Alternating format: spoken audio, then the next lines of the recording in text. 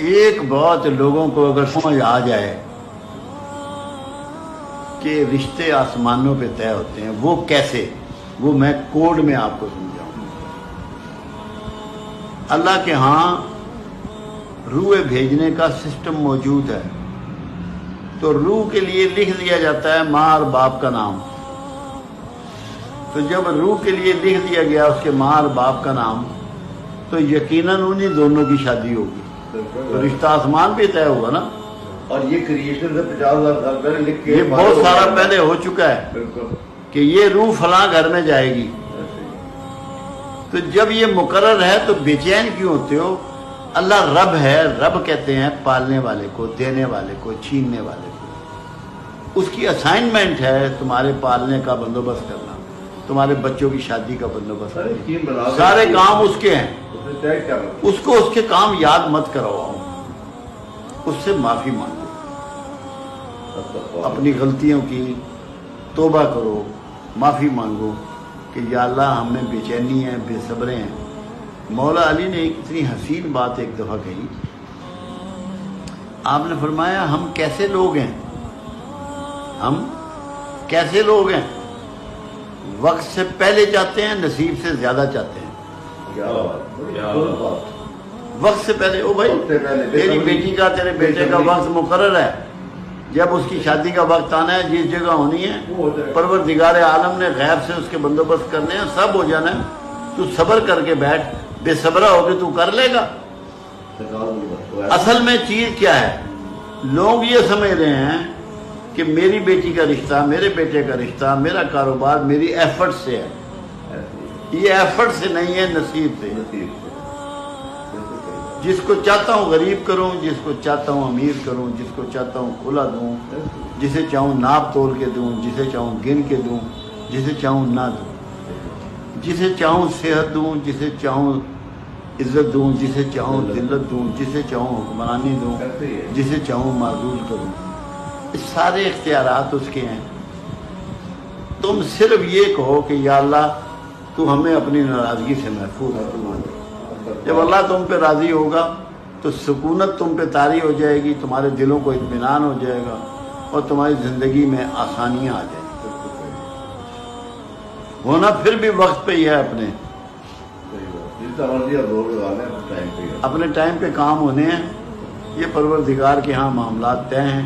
ایک حدیث مبارکہ ہے، بخاری کی بھی ہے، مسلم کی بھی ہے، کہ پروردگار عالم روحوں کو پیدا کرنے سے قبل، روحوں کو پیدا کرنے سے 50,000 سال قبل سب کا سب کچھ لکھ کر فارغ ہو چکا تھا۔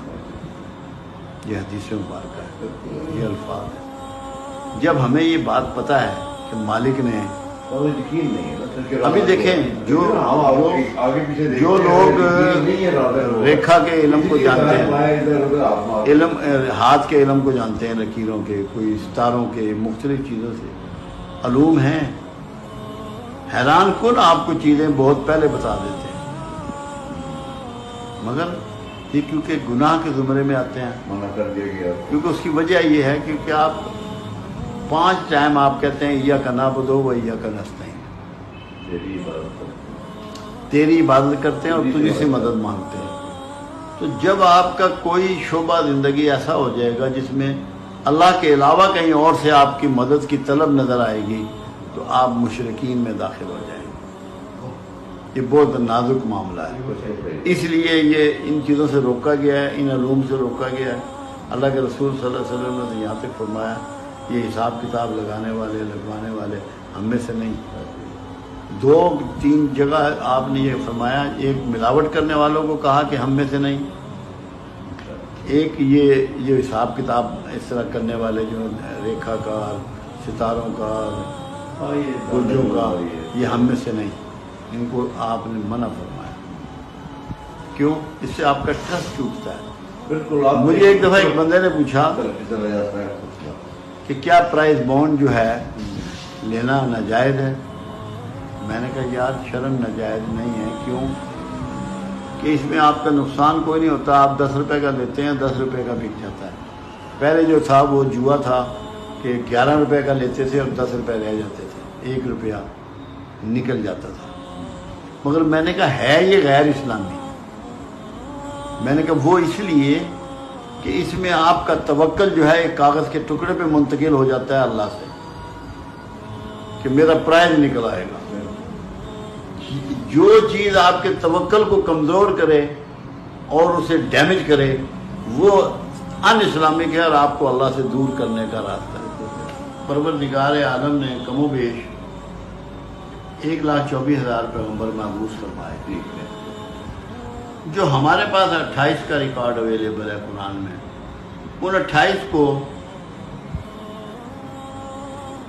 ایک بات اللہ نے سب کو کہی اور ایک بات تمام پیغمبروں سے اللہ نے کہلوائی. ان کو یہ کہا کہ تمہارا کام دعوت دینا ہے، ہدایت دینا میرا کام ہے. دعوت دینا تمہارا کام ہے، ہدایت دینا میرا کام ہے. سبحان اللہ. کیوں؟ وہ ہدایت ہم دیں گے. ایسے ہی ہے. تو وہاں بھی ہدایت اپنے پاس رکھی. اپنے پاس رکھی. تو رزلٹ جو ہے نا، جو نتائج ہیں، نتائج کس کے پاس ہیں؟ اللہ کے پاس ہے. قیامت تک یہی سلسلہ رہے گا. ایفرٹس آپ کے پاس رہیں گی، آپ ایفرٹس کریں گے. نتائج کس کے پاس رہیں گے؟ اللہ کے. کیونکہ پیغمبروں کو جب اللہ نے یہ کہہ دیا کہ تمہارا کام دعوت دینا ہے، میرا پیغام پہنچانا ہے، ہدایت جس کو چاہوں گا میں عطا کروں گا. اور دوسری بات پیغمبروں سے کہلوائی. ہر پیغمبر نے یہ کہا لوگ کچھ نہیں چاہیے. اب زندگی میں سکون کے لیے جو آپ کو گول دے دیا، جو طریقہ دے دیا، جو میسج دے دیا، وہ یہ ہے کہ اخلاص والے بن جاؤ کہ لوگوں سے کہہ دو ہمیں تم سے کچھ نہیں چاہیے. لوگوں سے توقعات ختم کر دو، اللہ تم سے راضی ہو جائے گا اور تمہاری توقعات کو پورا کرے گا. لوگوں سے جوڑ دو. اور جن سے جسمانی راحت ہے وہ آرام کہلاتا ہے، وہ مادی کام ہے سارے. وہ سارے غیر مادی کام ہیں سکون کے لیے جو ہیں، کیونکہ سکون بذات خود غیر مادی فعل ہے، مادی کیفیت نہیں ہے. یہ ایسے ہی ہے جیسے آپ کی آنکھ ہے نا، یہ مادہ ہے، جو نظر ہے وہ غیر مادہ ہے. تو کام تو آپ نظر سے لے رہے ہیں.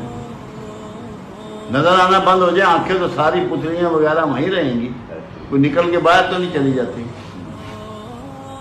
ہارڈ ویئر نہیں موجود ہے، ہارڈ ویئر وہیں موجود ہے. لیکن وہ غائب ہو گیا. جو غائب ہوا وہ نیات ہیں، وہ اخلاق ہے، وہ اخلاص ہے، وہ محبت ہے، وہ ایثار ہے، وہ جذبے ہیں. انہی سے سکون ہے. اب جیسے اب دیتے ہیں آپ کسی غریب کو تو اس سے سکون ملتا ہے.